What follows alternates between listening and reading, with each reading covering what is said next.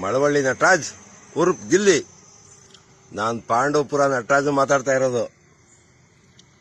ನಿನಗೆ ಡೆವಿಲಲ್ಲಿ ಚಾನ್ಸ್ ಕೊಡಿಸಿ ಕರ್ನಾಟಕದಲ್ಲಿ ನಿನ್ನ ಲೆವೆಲ್ಲೇ ಚೇಂಜ್ ಮಾಡಿದಂಥ ಬಾಸ್ ಡಿ ಬಾಸ್ ಅಲ್ಲ ಅವರೇ.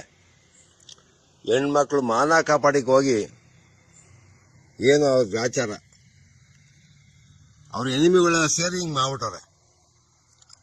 ಅವ್ರ ಅಭಿಮಾನಿಗಳು ಎಲ್ಲ ಸೇರಿ ನನ್ನೂ ಸೇರಿ ನಿನಗೆ ಪ್ರಚಾರ ಮಾಡಿದ್ದೀವಿ, ಓಟ್ ಹಾಕಿದ್ದೀವಿ.